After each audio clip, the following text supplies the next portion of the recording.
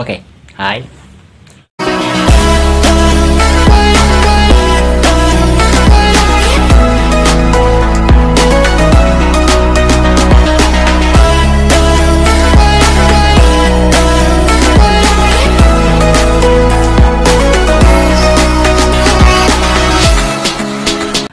Okay, so in this video will be uh, about this one, To Kill a Mockingbird by Harper, one of the classics. Yeah, absolutely is one of the classics. And I finished reading this one not as expected. I mean not as soon as I expect, but it took a while, like a month or so. Okay, so the story is about a girl. So the point of view is from a girl. Not even 10, not even 9. I don't know, 8 or 9. 7 or 8 or 9. I don't know. The name is Jane. And Jane got a brother named Jim. So Jim and Jane. But they call each other Scout. The sort of kind of their thing maybe. But not even between them, but between how they call each other in other with other characters. Even with the father's name is Atticus Vince. So even the father sometimes call his kids with Scout. I don't know what Scout is, I haven't googled it, but let's just forget it. Okay, so the mother, there is no the mother here in the book, so yeah, only the father and 2 kids. And the father, Atticus or Vince or whatever you name it, is pretty old, and the kids, Jim and Jen, are pretty wild. So in the very first parts of the books, maybe very first, we will have to follow how Jane and her brother going through everything. For the first chapter, I kind of confused since it talks about the end actually, like how the brother got her physical a little of change because of some accident. So turns out there is an accident in the last chapters that explain the first chapter, but I get used to it. I got into it in the second chapter and so on and so forth. That's okay, even if I got a little bit confused in the first chapter. So yeah, basically it's a book about what is currently an important issue even now, since a long time ago, and even still is today. It's about racism. Yeah, racism. So Jane and Jim and the family are in categorized into white people, and then in their community, in their small town, it's called Macomb County or town, or in Alabama, one of them.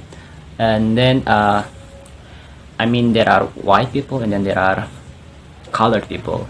So this story pretty much cover the racism in that age, in that era.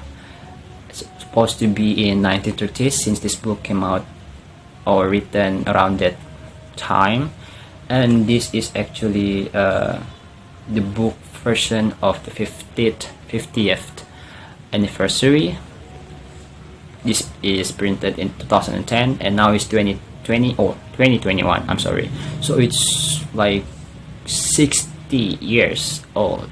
It is a 60 years old book, but still the matter, the case, whatever in it, is still relevant even until today. So for those of you who are interested in getting yourself informed, or I don't know, more information to get to know about racism, anything like that, this book is probably gonna be useful for you and gonna be interesting for you. And it's really good to enjoy the conversation between the siblings, the sister and the brother. Just imagine you are a brother and then you have a little sister, or you are a sister and you have a big brother. So yeah, we follow along the story line of those kind of typical brother and sister, with sometimes fight each other, sometimes comforting each other.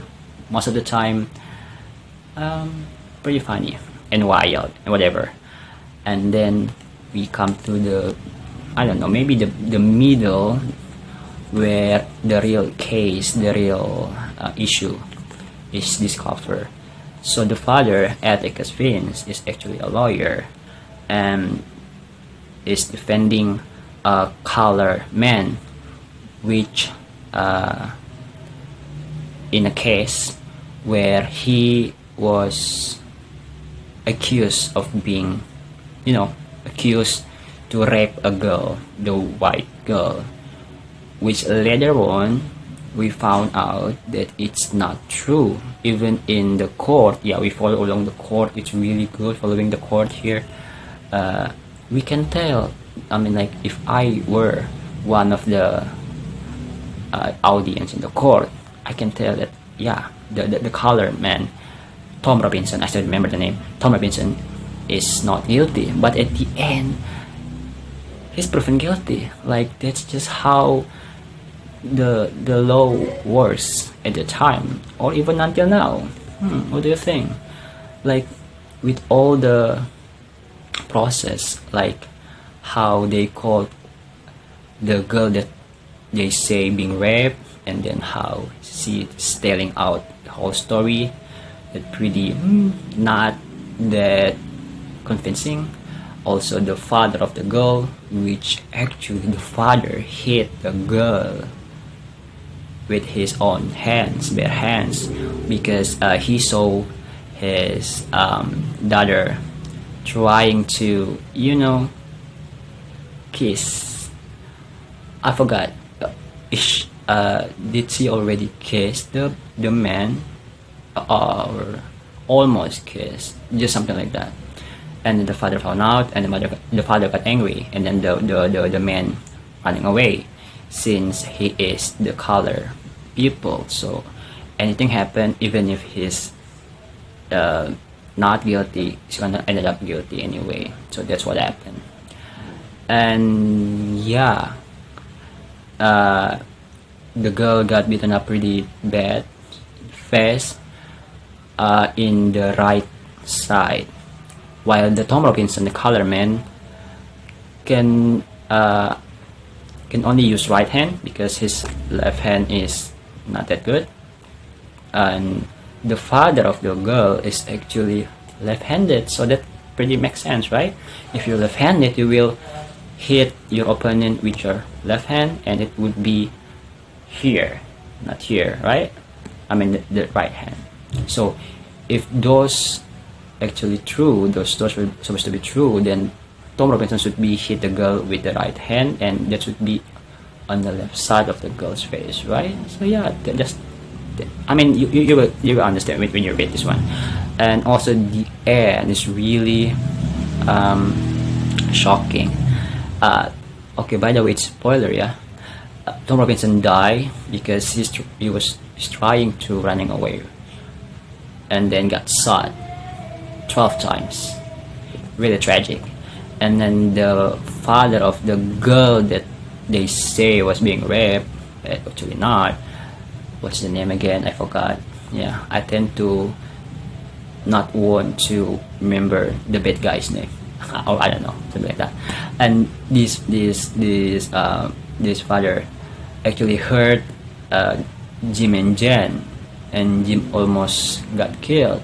Jen also the same, but yeah, that's just the case. And he ended up die, and Atticus suspect Jim to kill him, but it's not the case, because the sheriff saw like his own interpretation on the case, that actually it's a self-accident, and then he killed himself. Even if prior to that event, this man was trying to to actually harm Jim and Jane. Jane and Jim, Jim and Jane, whatever. Okay, I'm sorry. So yeah, Tom Robinson's die, and the father of the girl that accused Tom Robinson raped his daughter, actually die. And the ending, the last chapter, the last page, is really warm, really warm me up. Like with all of this, you know. Well, it's 309 pages of adventure. The ending is really perfect. Like the end is Jen trying to sleep, and the father read a story, and then Jen somehow half asleep, half awake, and then the father took her to the room, and then she's retelling the story like, yeah, I didn't sleep, I heard you about everything, and something like that. This is what happened, but also like half sleep, half awake, and then that's it. Like there are a lot of characters here, like really a lot. And then from the point of view of a little girl, I think the narrator is pretty advanced in language description. Like describing things. Like, but that's okay. Also because as a kid of her age, her teacher said that she knows a lot, like a lot. Like she can actually read while her classmates cannot read yet. I mean, that's just the case.